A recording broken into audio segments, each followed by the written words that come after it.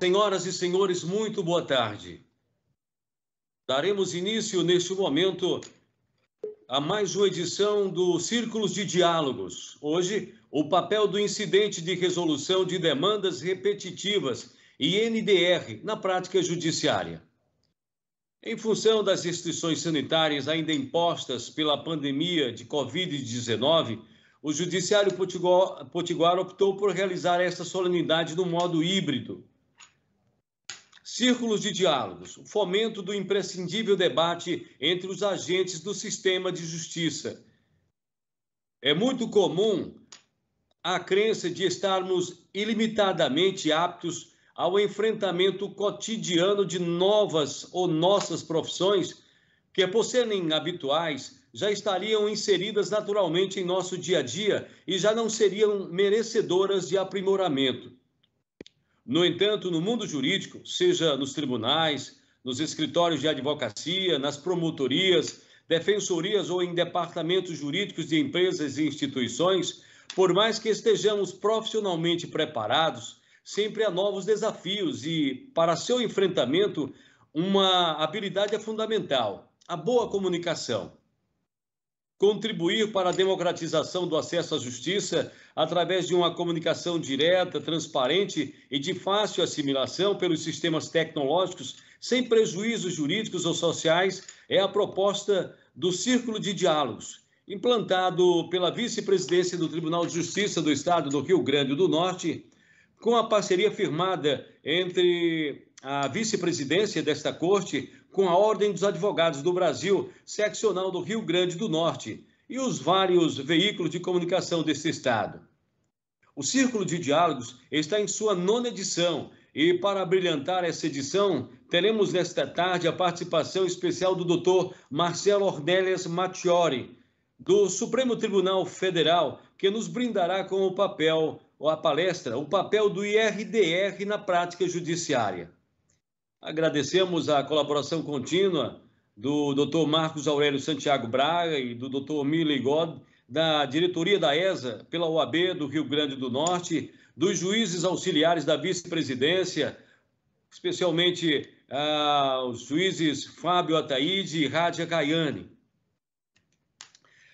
Se a desembargadora, a nossa vice-presidente, já estiver a postos, por gentileza, que é presidente presidente do Grupo de Monitoramento e Fiscalização do Sistema Carcerário e Socioeducativo, GMF, a nossa vice-presidente, desembargadora Maria Zeneide.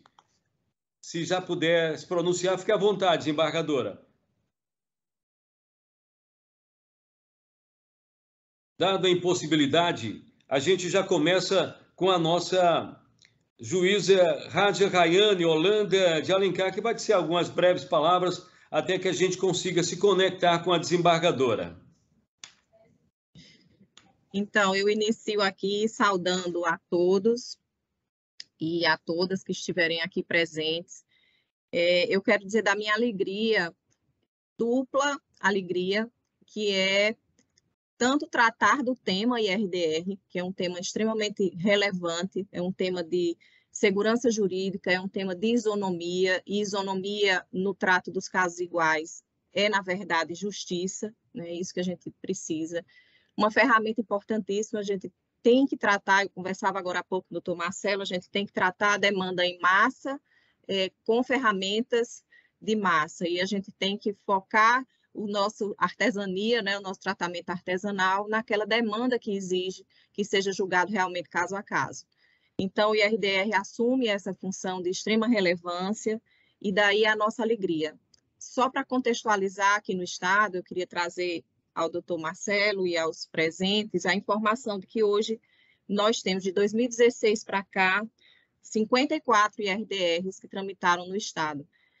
Porém, só 9 em condição de admissão, e desses 9, 2 apenas já com tese firmada. Então, a gente vê que é uma ferramenta com potencial enorme e talvez nós não estejamos explorando adequadamente essa ferramenta, né? Pelo número que a gente vê e o que está sendo admitido. Então, onde está a nossa falha? Onde é que estão? Será que a gente pode evoluir nisso, né? Evoluir na entrada, evoluir no que está sendo trazido ao Poder Judiciário, todos nós, né? Advogados, promotores, assessores, magistrados, onde é que nós estamos falhando em aproveitar bem essa ferramenta, né? Qual é o nosso papel? Então, esse é um convite aqui do nosso Centro de Gerenciamento de Precedentes, nos valendo aqui do espaço do Círculo de Diálogos e trazendo aqui para vocês essa possibilidade. Então, essa é uma alegria muito grande. A segunda alegria é trazer o doutor Marcelo Marchiori, porque o doutor Marcelo é alguém que, na nossa sistemática de precedentes, todos os núcleos precedentes do país, ele dispensa completamente a apresentação, porque ele é uma das pessoas mais requisitadas que eu conheço nesse meio. E ele sempre, com muita galhardia, com muita gentileza, atende às nossas solicitações, nos socorre em todos os momentos.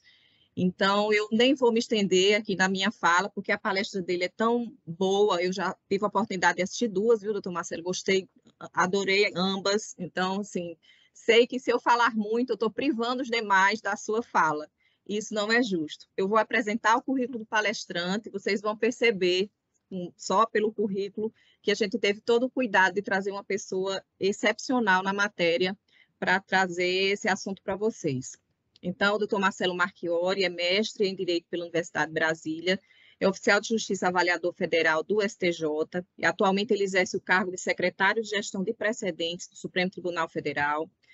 Ele exerceu o cargo de assessor-chefe do Núcleo de Gerenciamento de Precedentes do STJ entre 2016 e 2020, integrou o grupo de trabalho responsável pela elaboração das resoluções do CNJ 235 de 2016 e 444 de 2021 sobre gestão de precedentes nos tribunais brasileiros, integra o grupo de trabalho do Conselho Nacional de Justiça destinado à elaboração de estudos e propostas voltadas ao fortalecimento dos precedentes no sistema jurídico, sob a presidência do ministro Luiz Fux, é membro do Grupo Operacional do Centro de Inteligência da Justiça Federal e do Centro de Inteligência do Poder Judiciário, é palestrante em eventos sobre precedentes e ministra aulas sobre o tema em diversos tribunais e órgãos do país, além de atuação docente nos programas de pós-graduação da Infam, da AGU e da OAB São Paulo, além de ser membro da Associação Brasiliense de Direito Processual Civil.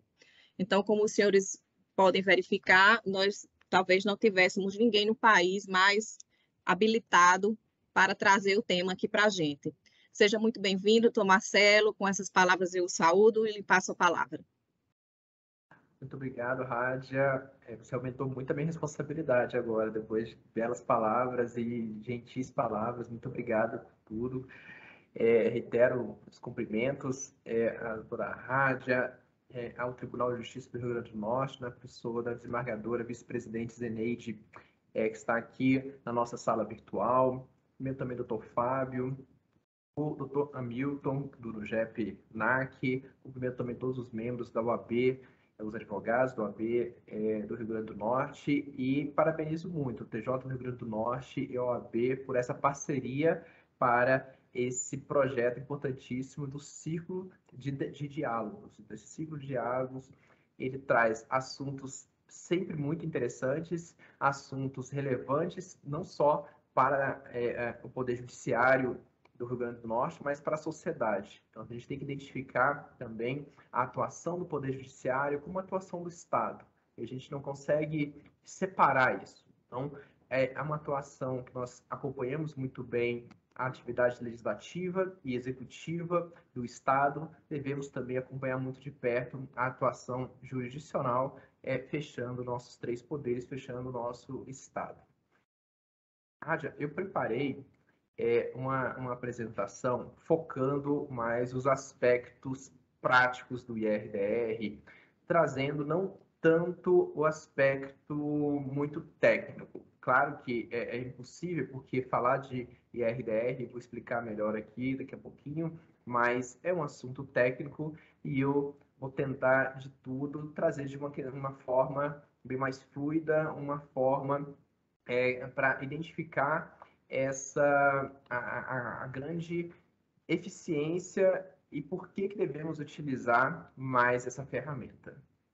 Então, aqui ao meu lado vai passar algumas transições, de vez em quando ela vem na minha frente, ela sai, então a ideia é ser interativo. Depois, claro, vou disponibilizar isso para todos, esse material. mas a proposta é só auxiliar e também tornar algo mais visual. Depois da apresentação, você está aqui à disposição para qualquer questionamento, inclusive algo que eu não tenha abordado na minha fala. O IRDR, o incidente de resolução de demandas repetitivas, previsto ali no artigo 976 até o artigo 987 do Código de Processo Civil, a ideia, falando de uma forma direta, é que nós, no Brasil, nós temos muitas teses jurídicas. Então, teses jurídicas se misturam com os fatos. O que significa isso? Nós temos, então, problemas em sociedade, questões em sociedade que precisam, ou por algum motivo, devem ser judicializadas, e o que nós buscamos no Poder Judiciário? Nós buscamos uma tese para encaixar nesses fatos. É muito, mas muito parecido com a ideia de lei. O que nós precisamos atuar, né, na vida em sociedade, de acordo com a lei, ou desde que a lei não proíba. Então, se algo está com algum entrave na sociedade, nós, se não conseguimos usufruir desse direito ou praticar esse ato de forma voluntária, nós não podemos mais nos valer daquela autotutela de ir lá tomar algo, ir lá e tomar a força. Então, precisamos ir até o judiciário. O IRDR, então, eu até trouxe uma frase bem interessante do professor Aloysio Mendes e da Sofia Temer, que eles falam o seguinte, que o incidente de resolução de demandas repetitivas é uma das grandes apostas do novo diploma processual. E o objetivo dele, olha só que interessante, é firmar uma tese jurídica única, aplicável a todos os casos repetitivos. Busca-se a racionalização e eficiência dos meios processuais que precisam se reinventar para fazer frente às novas demandas. O IRDR, então, ele busca uma posição definitiva e mais segura sobre teses jurídicas que tramitam ainda em primeiro grau de jurisdição e também em segundo grau. Então, ao invés de termos vários processos debatendo a mesma questão jurídica, então, por exemplo, uma questão relacionada a saber se servidor público tem direito a determinada gratificação. Imagine todos os servidores do estado do Rio Grande do Norte pleiteando essa gratificação. Há uma discussão jurídica ali. Claro que temos a questão fática, saber se ele encaixa os fatos, se ele exerceu durante algum tempo para receber aquela gratificação, mas nós temos a questão jurídica, que é, o servidor tem direito a essa gratificação? Será que a gente precisa do Poder Judiciário decidindo a questão jurídica milhares de vezes? Ou seja, a gente precisa do Judiciário falar de forma seguida a mesma coisa? O IRDR, então, ele procura isso, a identificação de uma tese para ser aplicada a outros casos. E ele vai muito além disso. E é isso que eu vou mostrar para vocês aqui durante a apresentação. Então, a contextualização que eu sempre gosto de fazer, Radja, que é essa figura do Brasil. O Brasil, ele é o país dos milhões de processos. E ele sempre assusta muita gente, né? Eu trouxe essa imagem, que é uma imagem que alguém pode falar assim, Marcelo, você está meio ultrapassado, né? Hoje o processo é tudo eletrônico. Mas eu gosto dessa imagem para mostrar que essa imagem está nos nossos caminhos eletrônicos. Nós temos isso aqui ainda. Então, a gente não consegue ainda tropeçar neles igual a gente tropeçava antigamente. Mas esses processos, eles ainda estão por aí. Eles estão nos caminhos eletrônicos e nós precisamos dar cabo a esses processos. Então, talvez tirar essa pecha de que o Brasil é o país dos milhões de processos e a gente precisa corrigir isso, né? Eu fui no Justiça em Números. No Justiça em Números, eu fui especificamente na Justiça Estadual, que é o foco aqui hoje, e esses números de mais de 70 milhões de processos em tramitação do Poder Judiciário, a grande maioria está na Justiça Estadual. Então, no final de 2020, nós tínhamos 58 milhões de processos na Justiça Estadual. E olha só que interessante, e é um pouco até alentador isso aqui. No final de 2019, nós tínhamos 61 milhões. Ou seja, significa que a gente conseguiu, de 2019 para 2020, uma redução interessante. Uma redução aqui de quase 3 milhões de processos no nosso acervo. Ou seja, pelo menos a gente está reduzindo. Aí alguns podem pensar assim, o Poder Judiciário, então, ele está muito mais eficiente, né? Ele está conseguindo produzir mais, ele está conseguindo julgar mais, ele está conseguindo resolver essa demanda. E está errada essa informação. Na verdade, o que foi responsável pela redução de processos nos últimos anos não foi a produtividade dos nossos juízes. Hoje, o Poder Judiciário brasileiro, o nosso juiz, o magistrado brasileiro, é o magistrado que mais produz no mundo. Você sabia disso? Hoje, a nossa média é de 8 sentenças por dia. 8 sentenças mesmo. Então, um juiz que profere 8 sentenças por dia, fora todas as outras milhares de questões que ele tem que fazer. Mas olha só que número interessante. A redução de acervo que nós tivemos no último Justiça e Números de 2020 em relação a 2019 foi de 2.800.000 processos. Só que olha que interessante, nós em 2020 recebemos menos 3.746.000 processos. Sabe o que isso significa? Que a redução dos nossos processos em tramitação não é decorrente do aumento de produtividade, que eu vou tentar aqui mostrar para vocês que a ideia do Código de Processo Civil, principalmente com a criação do incidente de resolução de demandas repetitivas, das técnicas de julgamento qualificado, não é a ideia de julgar mais de uma forma célere, de querer julgar e dar conta de milhares de processos, mas sim uma celeridade diferente. Doutor Marcelo, sim? por gentileza, a desembargadora Zeneide, ela gostaria muito mesmo de poder acolhê-lo nesse momento, de tal forma que ela só podia entrar agora. Ela pede as escusas, pede desculpas por atravessar esse momento de desenvolvimento do seu tema, para que possa acolhê-lo nesse momento e dar boas-vindas a este momento. Desembargadora, fique à vontade, nossos agradecimentos ao doutor Marcelo pela bondade de nos conceder esse momento. Muito obrigado. Pode ficar à vontade, Marcelo, e todos que estão aí nessa sala, a gente interromper a sua fala tão linda, uma voz tão bonita que o senhor tem, e de conteúdo. Né? Mas eu acho essas dificuldades que a virtualidade nos dá. E eu estou ansiosa desde manhã por conta dessa palestra e chego numa hora, não acontece.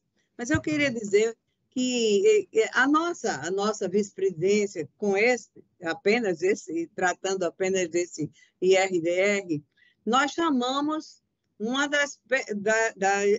uma instituição fantástica que é a OAB. Então, nós estamos ligados desde quando chegamos aqui, para que a gente pudesse informar, dizer, expandir, divulgar o IRDR, que não é um instituto tão conhecido. Né? Nós mesmos, a gente viu aí Rádia dizer quantos tem no nosso tribunal. Naturalmente, a gente está falando especificamente do nosso. E do nosso mistério, que é isso. Então, nesse 9º ciclo de diálogos que nós estamos fazendo, organizado pela vice-presidência e a OAB, e trazemos essa palestra que achamos de suma importância, trazendo um baita cara igual o senhor, Marcelo Mattioli, para nos falar, para nos alentar com as suas ideias, com a sua fomentação de conteúdo a respeito do tema. Este é o 2º ciclo de diálogo, em que nós discutimos esse aspecto. Fomos lá em Mossoró, levamos nosso pessoal e a OAB também, lá sempre juntas, para que faléssemos sobre este tema. Então, a gente está preocupado realmente com isso. Os juízes, advogados, promotores e os próprios tribunais ainda estão aprendendo a vivenciar o novo cenário do microsistema de gestão de massa processual. Mas já é possível sentir o impacto direto sobre a duração dos processos, o custo e, principalmente, a qualidade do provimento jurisdicional. Como a vice-presidência realiza a admissibilidade dos apelos extremos e o gerenciamento de procedentes no âmbito deste tribunal, é possível acompanhar como a disparidade de jurisprudência fomenta não só recursos, como com a sensação de injustiça por parte do cidadão. Aí, às vezes, os advogados, principalmente, meu Deus, se cair em X turma, eu estou bem. Se cair em X, eu estou mal. Porque há uma discrepância que realmente o pobre do jurisdicionado, que está lá pescando, lá no alto mar, não vai entender. Pensamos que a matéria é por demais relevante e temos já em estudo proposta de alteração do regimento interno do nosso TJ Potiguar, visando otimizar o fluxo do incidente de resolução de demandas repetitivas no âmbito desta Corte. E aí a gente quer, sim, doutor Marcelo, agradecer ao senhor. Espero que nós tenhamos presencialmente o seu conteúdo de cultura, de inteligência, de criatividade aqui em nossa Corte, brevemente, quando passar de novo essa leva de pandemia que estamos vivendo.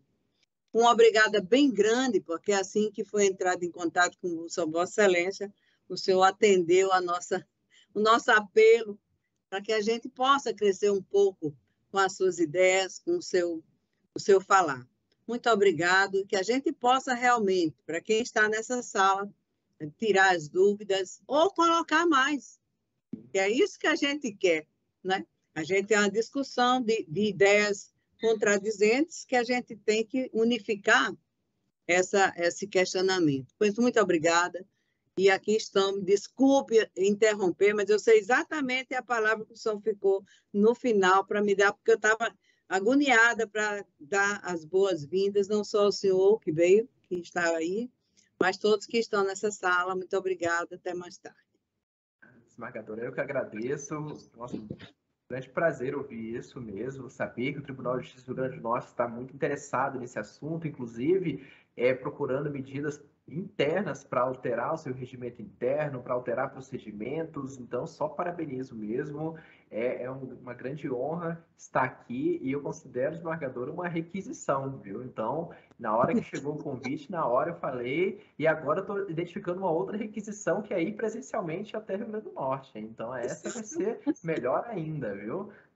Pode deixar. Logo, logo estaremos presencialmente também. Vai ser um prazer. Muito obrigado. Obrigado pela acolhida. Eu estava falando sobre os números, né? Porque a gente tem uma impressão, desembargadora, que a gente precisa, no Poder Judiciário brasileiro, julgar mais. A gente precisa exigir mais, julgar mais para resolver mais processos. Mas isso não está adiantando.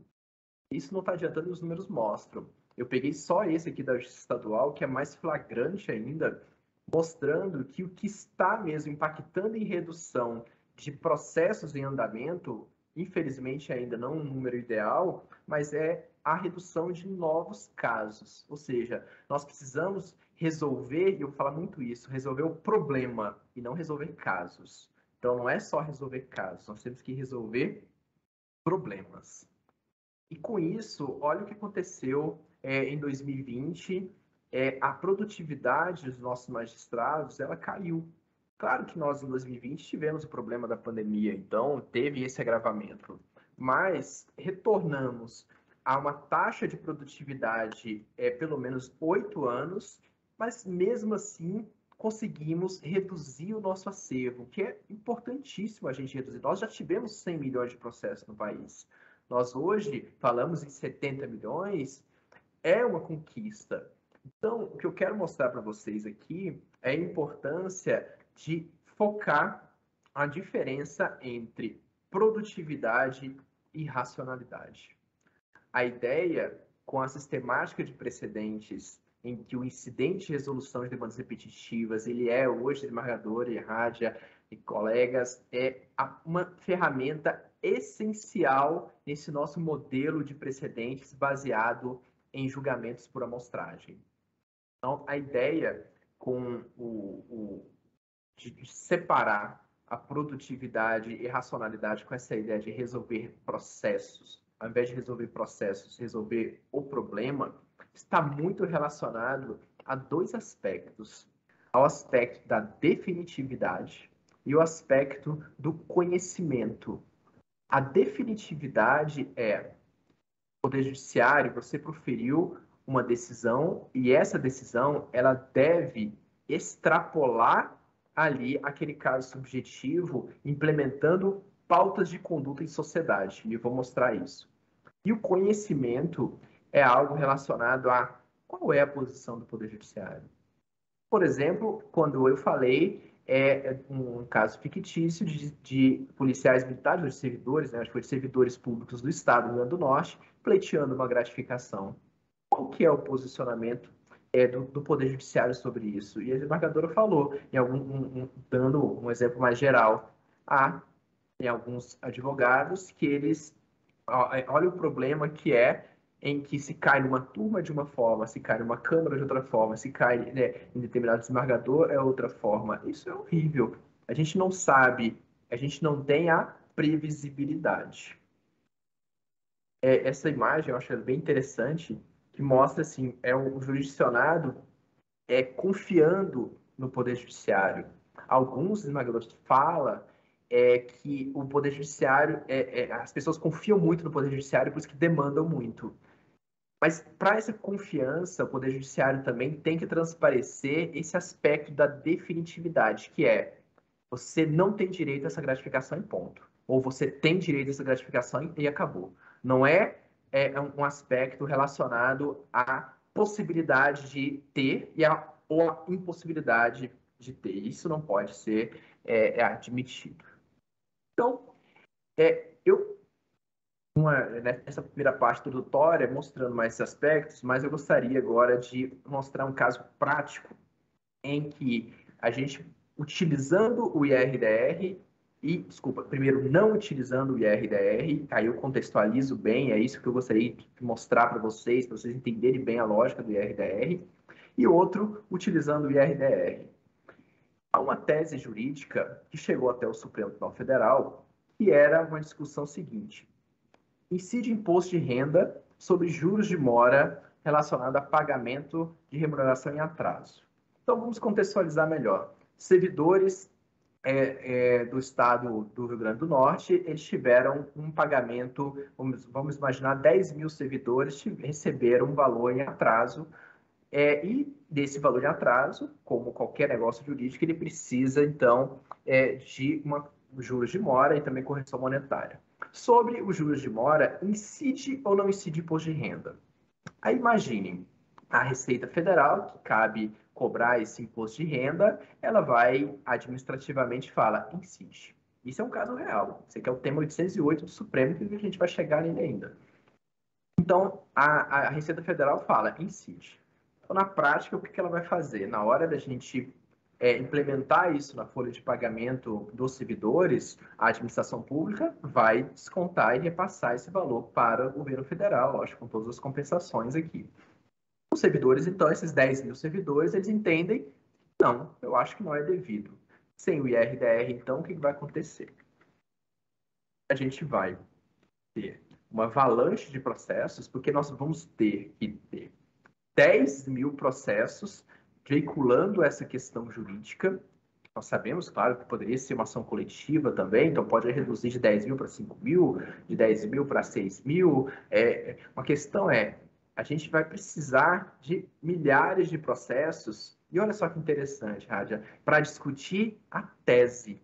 A gente não está discutindo o caso, a gente não está discutindo se o servidor A exerceu mesmo aquela função, se o servidor B recebeu mesmo algo atrasado. Não é uma questão de fato, é uma questão de direito.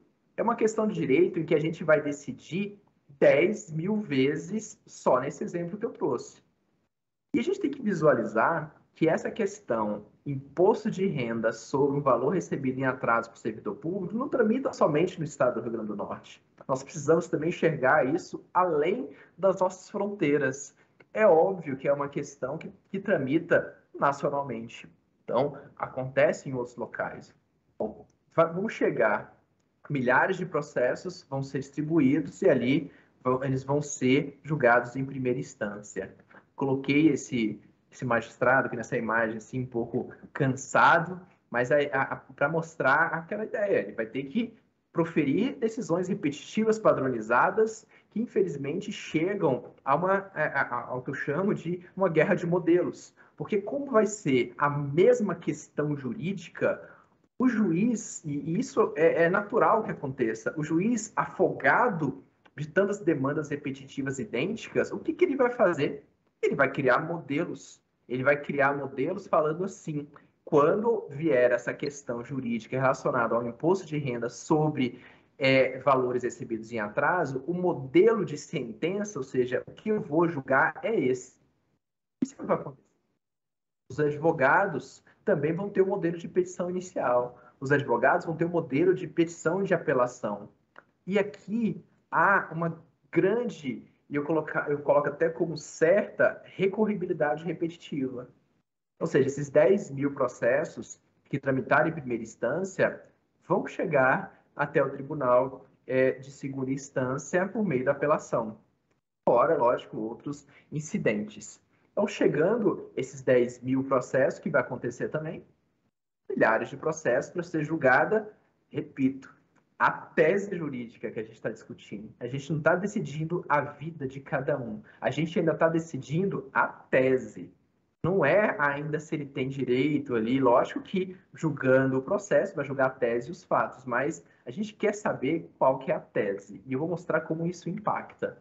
Então, no segundo grau, também teremos magistrados dos casos desembargadores, também com essa questão repetitiva. Isso vai chegar até os tribunais superiores.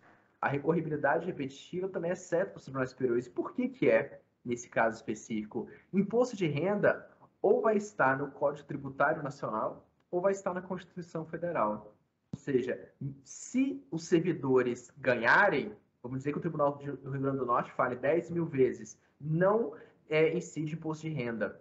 O que o Estado vai fazer, no caso, a Fazenda vai fazer? Vai recorrer, porque ele acha que aquela decisão pode ser ainda revista pelos tribunais superiores. Então, tanto o Supremo como o STJ vão receber milhares de processos. E é um dado muito interessante, em que eu ainda não vi tanta divulgação sobre isso, mas vocês sabiam que no ano passado o Superior Tribunal de Justiça bateu recorde de recebimento? O STJ nunca tinha recebido mais de 400 mil processos. Ele recebeu mais de 400 mil processos no ano passado. Isso é algo assim muito que tem que dar um destaque muito grande, porque é um absurdo essa tramitação de processos. Então, nessas três esferas decisórias da Justiça Comum, Tribunal de Justiça, no caso do Rio Grande do Norte, Supremo Tribunal Federal e no STJ, nós vamos ter a tramitação de processos idênticos em que queremos discutir a tese. Ah, mas eu quero que o meu seja apreciado. Mas o que vai ser decidido é a tese. E depois, igual eu falei lá no início, são modelos que vão ser replicados, não é isso? Com essa ideia de uma questão repetitiva sem o IRDR, agora eu gostaria de contextualizar, mostrando a prática da mesma questão jurídica utilizando o IRDR. A discussão é a mesma. Será que incide imposto de renda sobre juros de mora em razão de pagamento de remuneração em atraso? Então, no exemplo que eu dei, 10 mil servidores do estado do Rio Grande do Norte, que pode refletir mais 10 no estado do Piauí, mais 100 no estado de São Paulo, mais 10 mil em outros estados, isso pode virar uma avalanche de processos. Utilizando o IRDR no Tribunal de Justiça do Rio Grande do Norte, o juiz, assim que identificar aquela questão, e olha só como que é interessante, uma discussão que existe no IRDR, que eu acho uma discussão, Rádio, um pouco desnecessária, que é a questão da multiplicidade. A gente acaba virando assim, porque como o IRDR cabe para questões que se repetem, há ainda alguns que ficam procurando números. Então, na hora que o juiz ele recebe esse processo e fala imposto de renda sobre valores em atraso, ele vai procurar quantos processos tem dessa matéria, ou ele pode virar muito bem e falar assim, é óbvio que essa matéria se repete. É óbvio que ela se repete. A gente sabe que é interessante que nós, servidores, magistrados do Poder Judiciário, os advogados, membros do Ministério Público, defensores públicos, a gente sabe o que se repete. Então, essa questão é óbvia que é repetitiva, o que um juiz já pode fazer logo de cara? Bom, o que eles querem aqui é uma decisão sobre essa tese jurídica. Eles não querem que eu julgue esse processo, porque se eu julgar esses 10 mil processos, eu vou estar me livrando desses 10 mil, talvez cumprindo uma cota, talvez cumprindo algo relacionado à celeridade, mas não vou estar resolvendo o problema. Qual que é o problema? De um lado, nós temos a Fazenda querendo saber se aquela posição administrativa dela está certa, e do outro lado, os servidores falando que eu quero que não desconte o imposto de renda.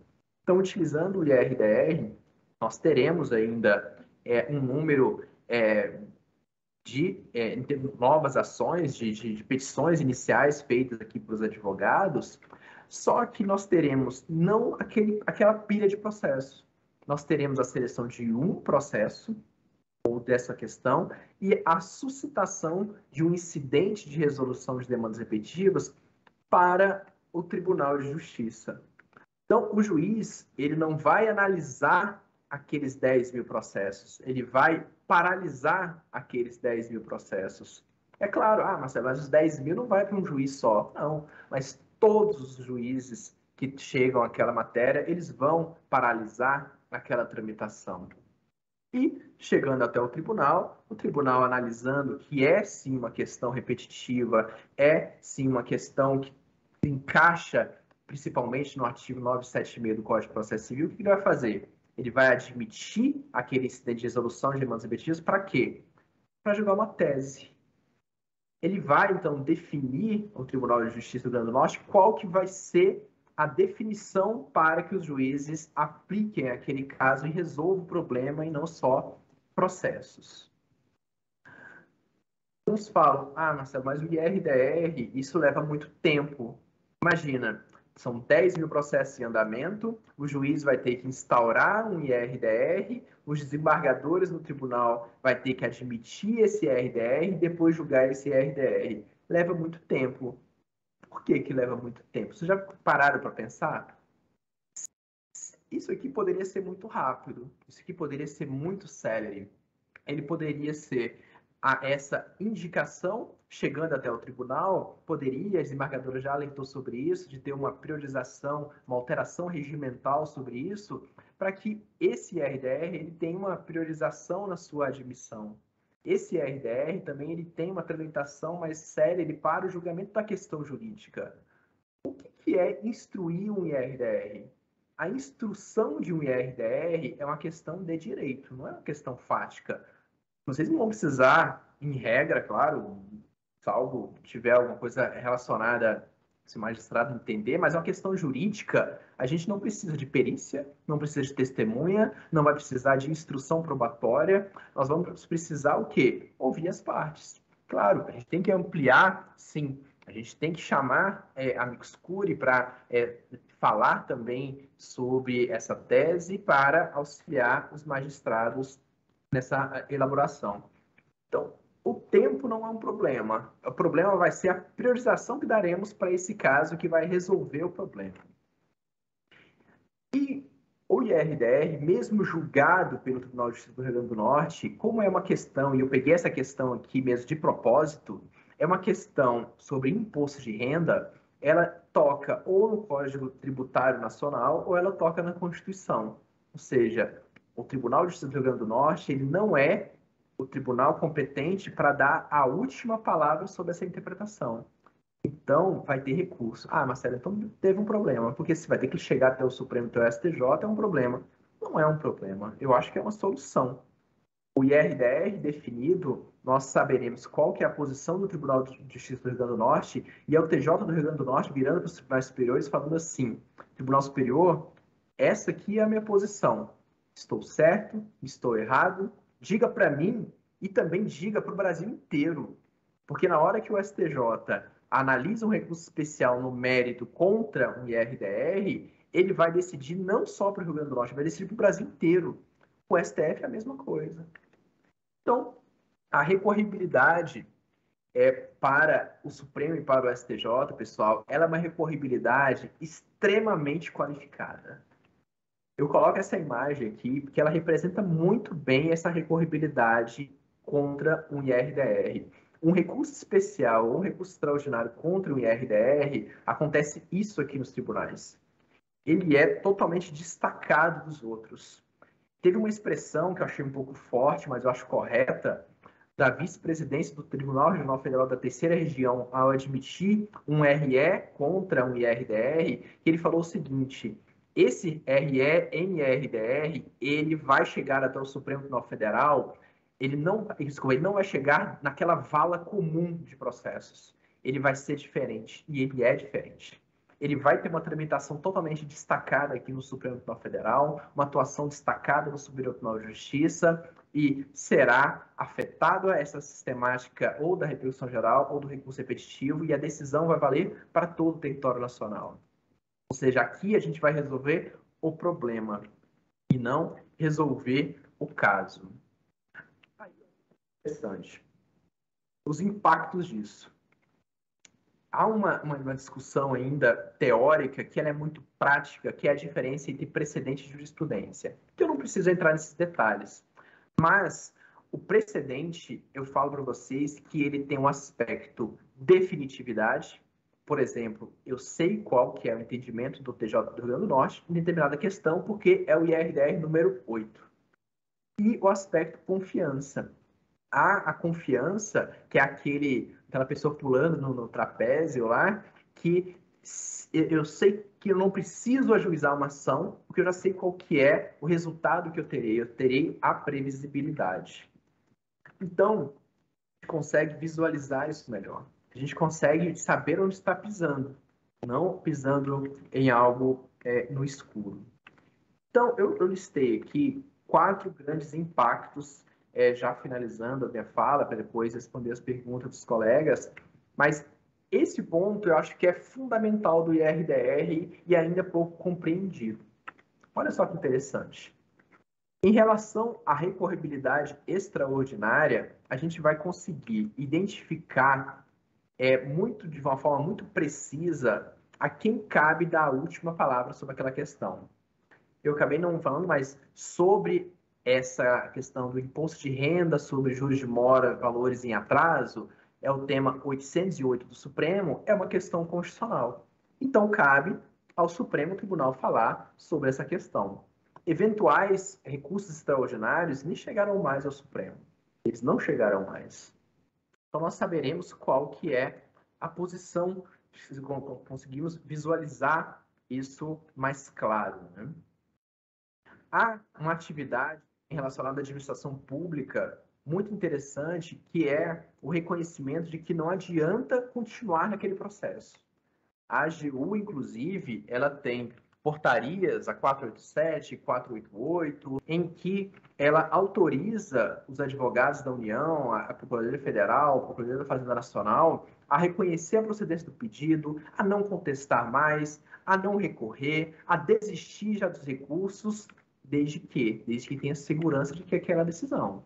Então, se for uma decisão em IRDR, repetitivo, repercussão geral, RE ou RESP contra o IRDR, que é no caso nos termos do artigo 987, terá a confiança e a gente terá aquele reconhecimento processual. Mas a gente tem também, e sinceramente, pessoal, eu acho que esse aqui é o principal, a gente tem o efeito além dos processos. Que até então a gente fica discutindo muito o incidente de resolução de demandas repetitivas, pensando em resolver todos esses processos. Mas a gente tem que imaginar também que a posição do Poder Judiciário é a posição do Estado e ela deve ser incorporada na prática da sociedade. E olha só que interessante esse caso. Falei para vocês, o tema 808, o que o Supremo decidiu? O tema 808, ele decidiu que não incide imposto de renda sobre os juros de mora, no caso em que o servidor recebe valores em atraso. Sabe o que isso significa?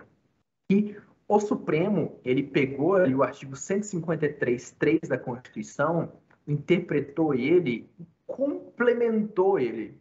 Ou seja, agora o artigo 153.3, nessa hipótese, tem que ser lido dessa forma. Não incide.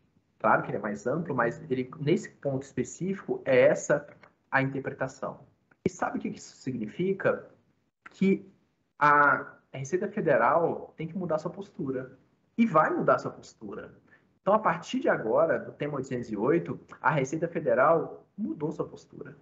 Ou seja, se nós tivermos agora novos 10 mil servidores que receberem algo atrasado, algum valor atrasado em sua remuneração, a Receita Federal não vai cobrar o imposto de renda. Ah, Marcelo, por que não vai? Não vai. Por quê? É o tema 808 do Supremo Tribunal Federal.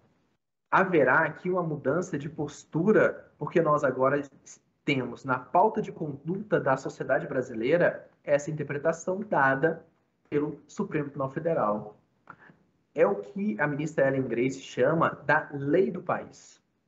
A lei do país não é somente a Constituição, as leis, é também as decisões do Poder Judiciário. Isso a gente não consegue identificar muito bem, né? Mas aqui, alguns até viram, e eu acho essa discussão também totalmente desnecessária. Ah, Marcelo, então significa que uma decisão do Poder Judiciário, ela vincula a administração pública? É óbvio que vincula. É óbvio. Ah, Marcelo, isso está escrito aonde? Está escrito na Constituição.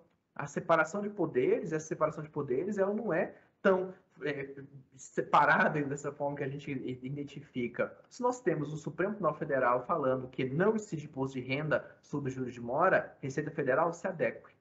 Pare de cobrar o imposto de renda nesse ponto. E é o que está acontecendo. A advocacia pública, ela chega agora nos órgãos e fala, ó, muda sua postura.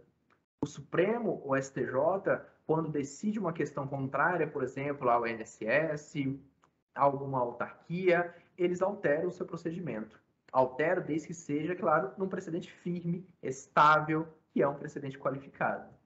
E isso reflete muito também no que pode acontecer no Tribunal de Justiça, por exemplo, com questões estaduais e municipais. Vocês com certeza têm várias discussões jurídicas sobre leis estaduais em que cabe ao Tribunal de Justiça dar a última palavra. Imaginem isso tramitando em incidente de resolução de demandas repetitivas. Além de vocês resolverem os processos, vocês vão resolver também o problema. Ou seja, se vocês têm a administração pública que descumpre algo, ela vai ter que se adequar. Ah, Marcelo, isso não acontece no meu estado. Acontece. Eu dou cursos também em procuradorias e a gente vê a mudança de postura nas procuradorias estaduais. Não existe mais aquele procurador, lógico que eu posso estar generalizando demais, mas não existe, em regra, aquele procurador que recorre por recorrer. Não é essa mais a ideia, essa ideia ultrapassada. Se nós temos uma decisão firme, ela é diferente. Então, por exemplo, hoje, se você chegar na Receita Federal, você saberá que isso está diferente. Não tem mais essa possibilidade. Isso pode ser adotado também aí no estado de vocês. Então, se vocês, Poder Judiciário, deixar clara qual que é a posição do Estado sobre aquela interpretação, o impacto não é só no processo, são além disso, além do processo. Então, por isso que eu acho que o principal ponto é esse impacto além do processo. Então, temos também aspectos processuais. Já em alguns casos, se por acaso ajuizarem ações, teremos ferramentas do Código de Processo Civil para acelerar aqueles processos. Então, a proposta é que não tenham mais ações judiciais, mas se tivermos, teremos ferramentas para isso. Mas a ideia dos precedentes qualificados é deixar, então, de uma forma clara qual é o posicionamento e também mostrar que não tem por que mais descumprir aquilo em sociedade. O incidente de resolução de demandas repetitivas, ele, então, de uma forma totalmente muito eficiente, ele abrevia isso. Ele abrevia porque, ao invés de a gente ter que decidir 10 mil vezes uma tese jurídica, que, na verdade, vão ser 10 mil vezes modelos de decisão, porque a gente não vai analisar os 10 mil processos de uma forma tão analítica, assim, ou seja, depois que decidiu uma questão, vai ficar repetindo. Por que temos que decidir 10 mil vezes? Por que não decidir uma vez? E essa questão pode veicular no nosso sistema processual de uma forma muito eficiente. Então, se possível ainda, se for necessário ainda, temos as ferramentas do Código de Processo Civil. E já finalizando aqui, opa, acabou que ele ficou na minha frente. Gostaria de deixar muito um alerta também, uma mensagem para todos os magistrados, servidores do Tribunal de Justiça do Rio Grande do Norte, que o incidente de resolução de demandas repetitivas, ele pode sim ser uma ferramenta muito importante, não só para gerenciar demandas, mas para que nós tenhamos a posição definitiva do Tribunal de Justiça do Rio Grande do Norte, e essa posição do Tribunal de Justiça, ela tem uma tramitação diferenciada, seja no próprio tribunal, ou seja, são os advogados tendo agora a previsibilidade de saber qual que é o posicionamento do tribunal. A gente tem o posicionamento do tribunal que vai influenciar na administração pública, no dia a dia da vida em sociedade, e teremos também um Tribunal de Justiça que vai levar demandas qualificadas para os tribunais superiores. Ao invés de mandar centenas ou milhares de processos para os tribunais superiores, vocês vão encaminhar processos que vão chegar nos tribunais superiores de uma forma totalmente qualificada. Então, aqui, vocês poderão falar que o tema repetitivo número 1200 do STJ, ele nasceu aqui no Rio Grande do Norte e criou uma pauta de conduta para o Brasil inteiro. O tema de repercussão geral 1250, em que o plenário do Supremo Tribunal Federal decidiu uma questão, nasceu aqui, em que nós, de uma forma organizada, conseguimos trabalhar esses processos e chegar até o Supremo Tribunal Federal e decidir para o Brasil inteiro. Então, é ainda uma ferramenta, eu preferi não falar dos artigos do Código de Processo Civil aqui, Rádio, porque eu sei que ali ainda tem, e a gente pode conversar sobre isso nas perguntas, mas trazendo esse ideal, que o IRDR não é só uma ferramenta buscando ampliar a celeridade, não é isso. O IRDR, ele busca ampliar a eficiência do Poder Judiciário. A gente precisa fazer mais com menos. A gente não vai ter mais juízes, a gente não vai ter mais servidores. A questão orçamentária pesa muito nisso. Então, precisamos fazer mais com menos. O incidente de resolução de demandas repetitivas é uma ferramenta importantíssima, em que nós precisamos balancear melhor isso e priorizar. E fiquei muito feliz mesmo com a fala da desembargadora, que o Tribunal de Justiça está priorizando medidas administrativas gerenciais para potencializar o IRDR, que com certeza será um sucesso no Rio Grande do Norte, com mais de 50 IRDR suscitados, 9 admitidos, né, Rádia? Então, claro, ainda é um número pequeno, mas é algo que pode ser evoluído. Eu já tive em diversos tribunais, Rádio, e depois com treinamentos específicos nas equipes, dos magistrados, foi um tribunal que saiu de poucos IRDRs, depois viu a importância de ter IRDRs e teve essa sequência de IRDRs, praticamente 2, 3 por mês sendo admitidos e vendo tanto que isso impacta nos números. Não impacta imediatamente, mas ele impacta naquele percurso em que o processo, a gente teria aquele deslocamento desnecessário de processos, não vai ter mais com o IRDR, porque nós vamos decidir. Então, com essas palavras iniciais, encerro aqui essa primeira parte. Rádia, devolvo a palavra a você, agradecendo e exaltando novamente esse trabalho do Tribunal de Justiça do Rio Grande do Norte, em parceria com a AB do Rio Grande do Norte. Meus parabéns. Estou vendo aqui a desembargadora exultante aí com a palestra maravilhosa, né, desembargadora? Estávamos ansiosos aí e realmente... Eu estou apaixonada. Apaixonadíssima. Mas aí vamos ouvir aí as perguntas. Vamos sim. Eu queria agradecer a palestra do Dr. Marcelo, já vou passar para as perguntas, e muito feliz com a colocação que o senhor fez, que a gente tem apelado muito junto ao tribunal, né, que o IRDR seja como uma ambulância, que ela tenha o fluxo diferente, né, que vá abrindo o espaço e que ela possa... Então, a gente está sempre discutindo essa possibilidade, e aí eu acredito que assim a gente vai encontrando o nosso caminho. Temos aqui o primeiro questionamento, que é do Dr. José Undário, que é egresso também da Universidade de Brasília, uma pessoa, um juiz queridíssimo. Desembargadora, a senhora queria falar? Só rapidinho, para a gente deglutir bastante mesmo, vamos ser objetivos na pergunta e também na resposta, para poder dar aso a muita gente perguntar. Ótimo. Ok, então o doutor José Undário pergunta: professor Marcelo, sendo o processo um espaço de debate público, na sua opinião, qual a relevância da participação do Amigos Curiae na definição das teses dos IRDRs? Obrigado pela pergunta, José Undário, não é isso? O Amigos Curiae, ele é relevante, sabe por quê? Tem vezes que uma coisa que é óbvia para um lado não é óbvia para o outro lado. Uma questão que a gente acha que é óbvio que nós sabemos, o outro lado não sabe. Então, por exemplo, será que os desembargadores responsáveis por admitir e julgar um IRDR, eles têm conhecimento de todos os aspectos jurídicos daquela questão? Nem sempre. Então, por exemplo, um caso que aconteceu, desembargador, olha só que interessante, eu tive a oportunidade de conversar com o ministro do STJ, em que ele estava julgando uma questão de direito. E nessa questão de direito, ele falou, Marcelo, é óbvio que vai ser, esse recurso tem que ser desprovido. Eu só falei para ele, ministro, sabia que tem uma discussão sobre a constitucionalidade desse artigo? Ele virou para mim e falou, Marcelo, eu não tinha ideia disso. Aí eu mostrei para ele que tem uma discussão de uma inconstitucionalidade formal desse dispositivo. Sabe o que o ministro fez? Mudou de ideia, na hora. Ou seja, eu virei um Amicus Curiae.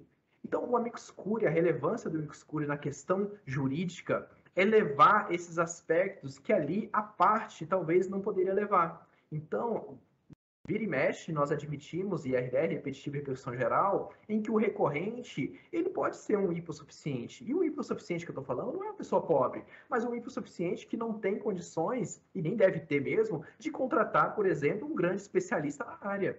Então, o Amicus Curiae, ele é fundamental para agregar mais fundamentos à questão jurídica. Claro, a gente também tem que saber como que vai ser essa relação do Amicus Curiae, mas eu acho muito relevante, desde que ele também não traga muitos embates, mas eu acho fundamental o Amicus Curiae e também a audiência pública. Muito boa a pergunta, muito obrigado.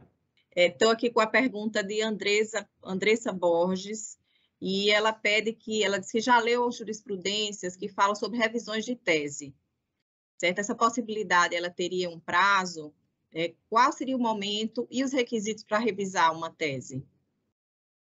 Um precedente, ainda mais um precedente qualificado, a proposta é que ele não seja alterado de uma hora para outra. Ele não pode ser alterado de uma hora para outra. Ele tem que ter motivos razoáveis para isso. Então, ele tem que ter uma justificativa, isso a doutrina traz e a prática traz também. Ele tem que ter, por exemplo, uma modificação legislativa, pode transformar uma revisão, pode ensejar uma revisão de tese. A própria modificação social pode alterar também um IRDR, mas não existe um prazo.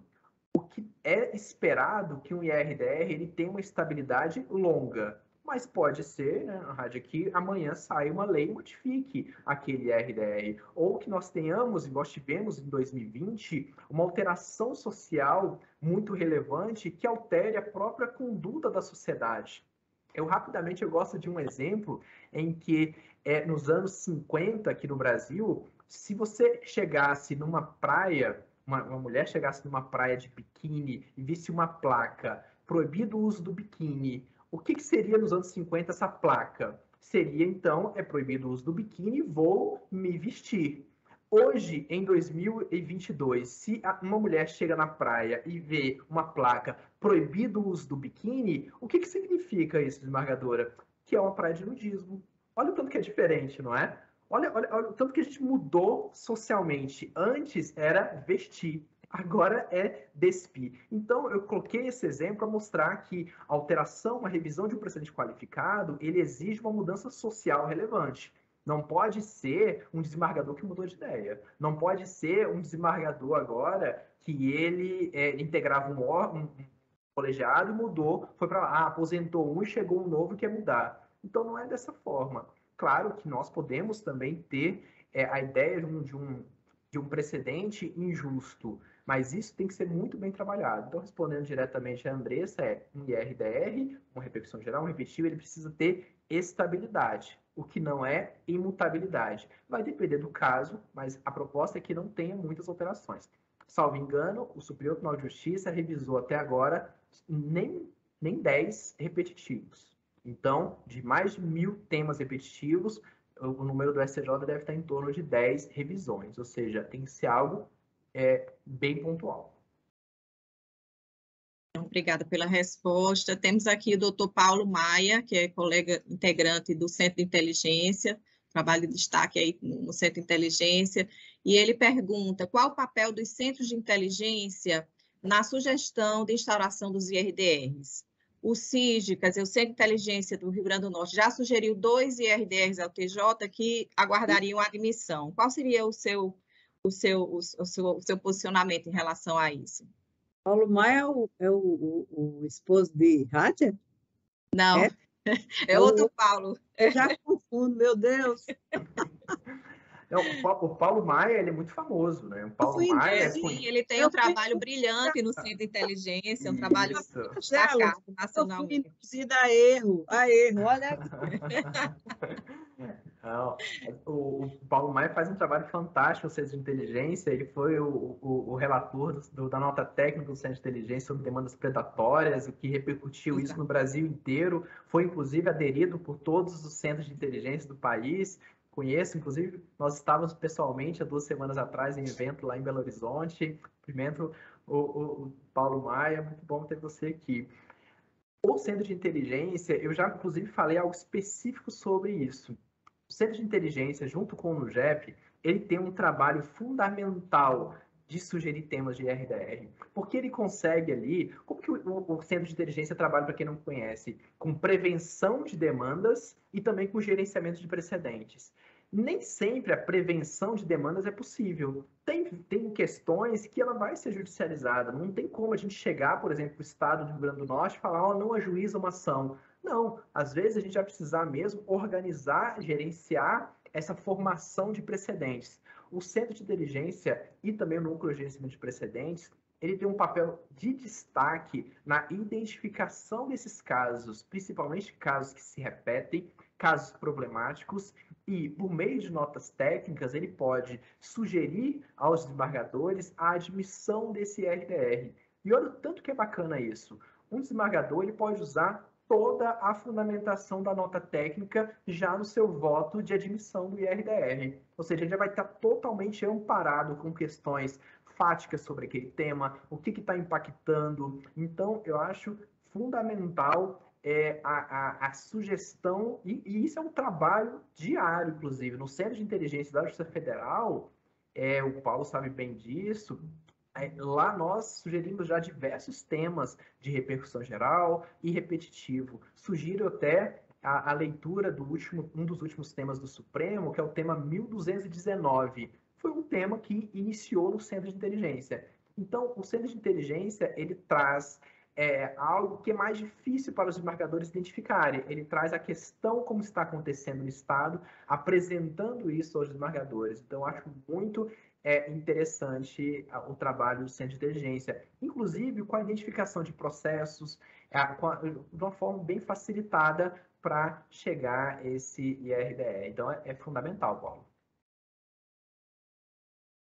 Mais uma vez, obrada, o palestrante. Nós temos aqui 2 pessoas com pergunta mais ou menos no mesmo sentido. Estávamos discutindo o nosso regimento interno, como a desembargadora destacou, estamos em estudo, né, para fazer essa proposta, e discutindo a questão do regimento interno, a possibilidade do IRDR tramitar junto às turmas, nas matérias atinentes a juizado especial. E aí a gente queria saber o seu posicionamento. Aqui temos a pergunta do doutor Fábio Ataíde, que é uma pessoa essencial aqui no nosso núcleo, né? A desembargadora sabe, e de uma grande fã sua, que é a Georgia, é uma assessora integrante, e ela é uma entusiasta, segue as suas palestras, eu acho que ela já vai bem na 3ª ou 4ª, também deixa aqui o seu abraço, e a pergunta dela no mesmo sentido, ou seja, os processos, os IRDRs suscitados de matérias de juizado devem tramitar junto às turmas ou realmente junto ao tribunal? Obrigado, Fábio. Ótima pergunta também para a Geórgia. A Geórgia, que eu já recebi aqui em Brasília, é uma grande estudiosa, é um grande profissional mesmo. Parabenizo os dois. Eu acho que, se puder dar uma sugestão bem direta para o Tribunal de Justiça do Rio Grande do Norte, eu acho que faz todo sentido o IRDR de questões que tramitam no juizado especial ser admitido pelo Tribunal de Justiça. Eu acho que nós não podemos deixar essa admissibilidade por cada uma das turmas recursais. As turmas recursais não foram previstas no Código de Processo Civil para essa uniformização. E por que não? Porque a uniformização da questão no âmbito do Estado cabe ao Tribunal de Justiça. Ah, Marcelo, mas o Supremo já decidiu que há autonomia entre o juizado e os tribunais de justiça. Eu falo que isso mudou com o Código de Processo Civil. Eu acho que devemos ainda trabalhar bem esses aspectos. Sugiro a leitura de um acórdão do Tribunal Regional Federal da 4ª Região em um dos IRDRs deles. Agora eu não vou conseguir identificar qual especificamente, mas como lá, acredito que eles estão em torno de 25 IRDRs, não deve ser tão difícil localizar, mas lá no TRF da 4ª Região, eles admitem IRDR oriundos do Juizado Especial Federal. Ele é julgado e depois ele pode ser tramitado. Só que essa posição prática ainda também está em debate no Superior Tribunal de Justiça.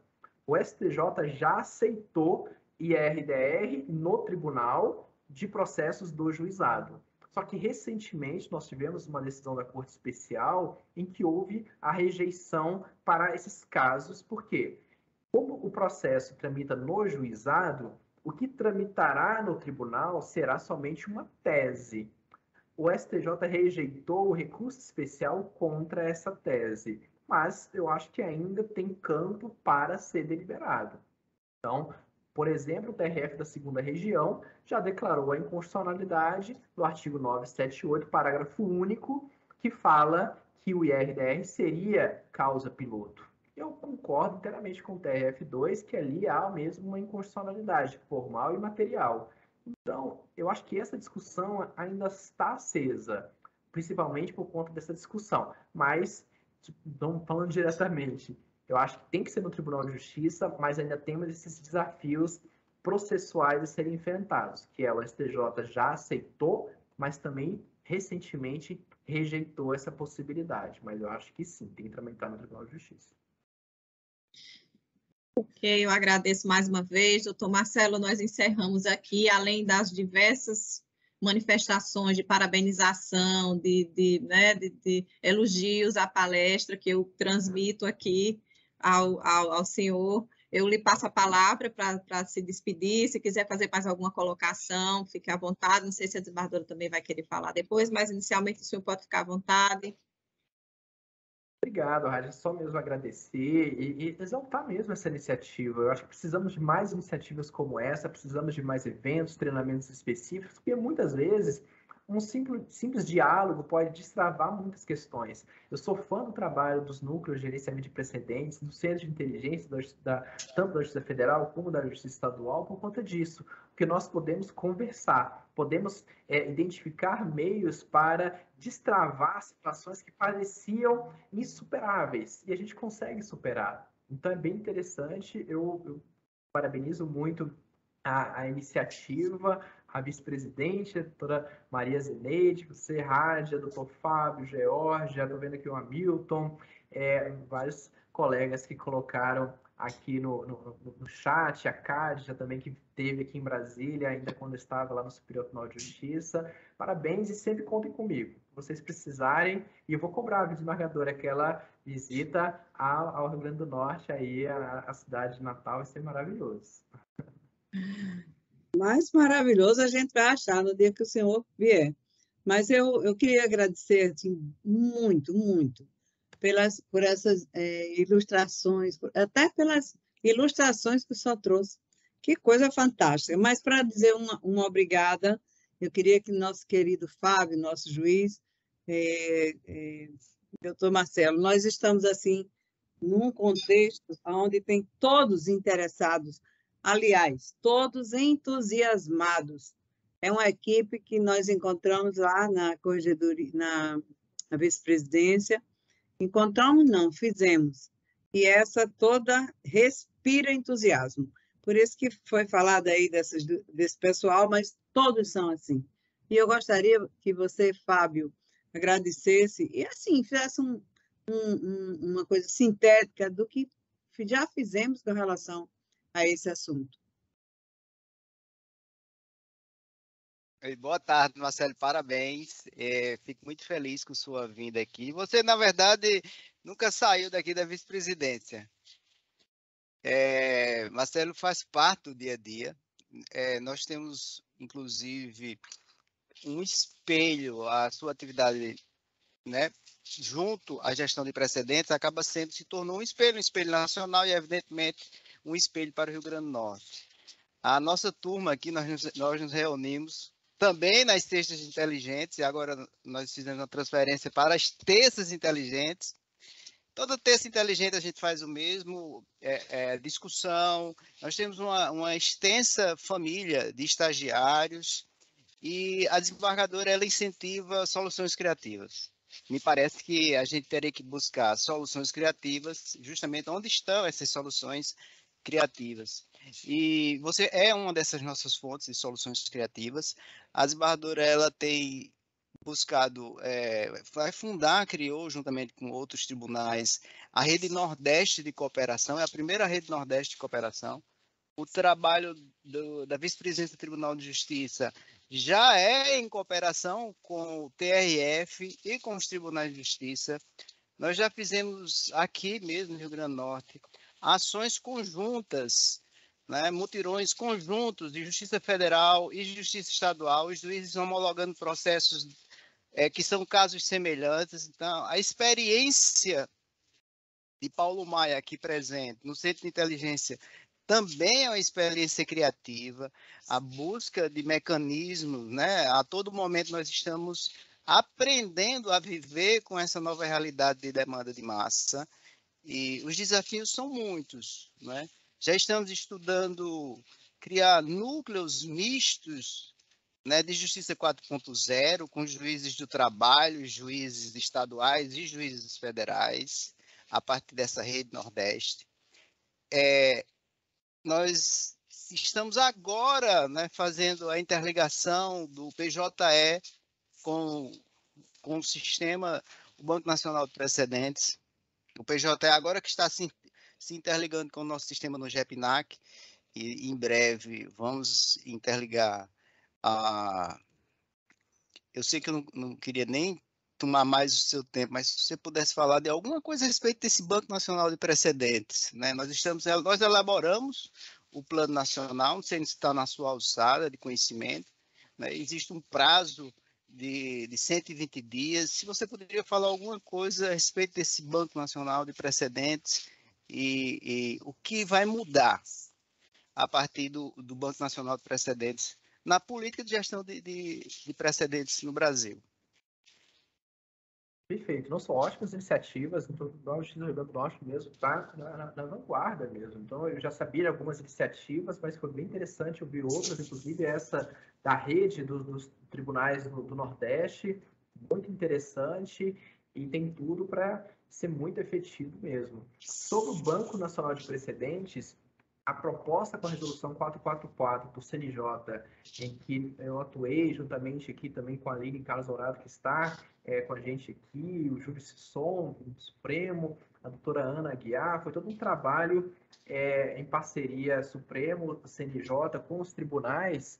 A resolução 444 e a portaria 160, ela vai modificar toda a proposta do atual banco de precedentes que existe já no CNJ. Se vocês entrarem no Banco Nacional hoje, eu posso até colocar o link aqui direto, ele está um pouquinho escondido lá no site do CNJ.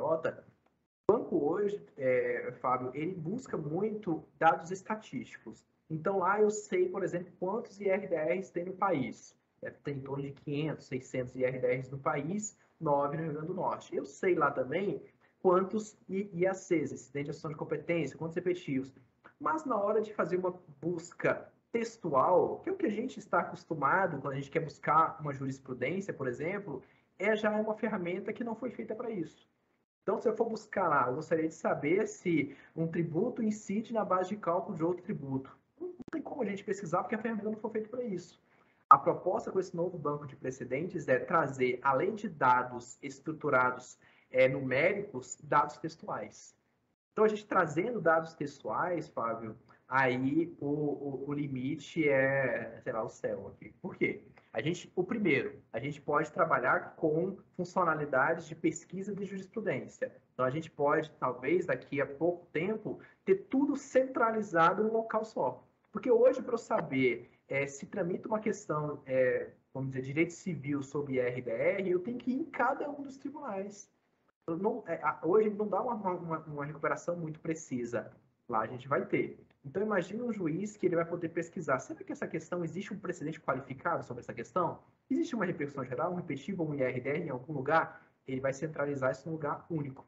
Hoje o juiz precisa ir no tribunal dele, na pesquisa de jurisprudência do tribunal dele, no precedentes do tribunal dele, no STJ, na jurisprudência do STJ, no repetitivo do STJ, no Supremo. Então, acaba sendo muitos locais.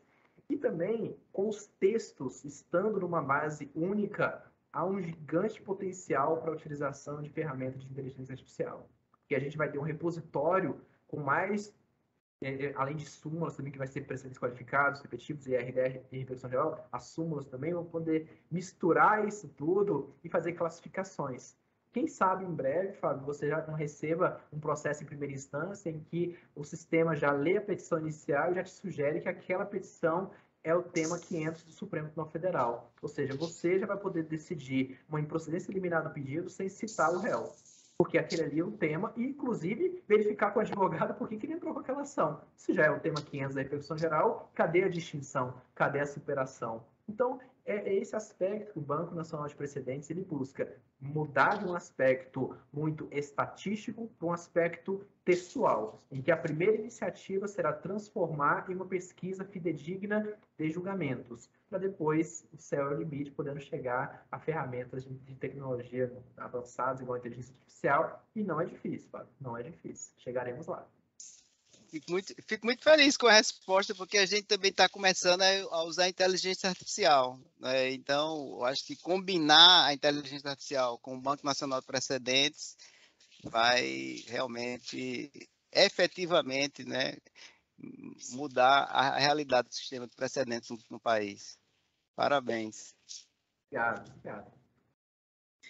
Então, vamos se aproximando aí, desembargadora, só a pedido aqui do cerimonial, queria que todos ligassem as câmeras, por favor, para a gente fazer a foto, o registro final aí, oficial, todo mundo sorrindo aí, ficar uma foto bem bonita.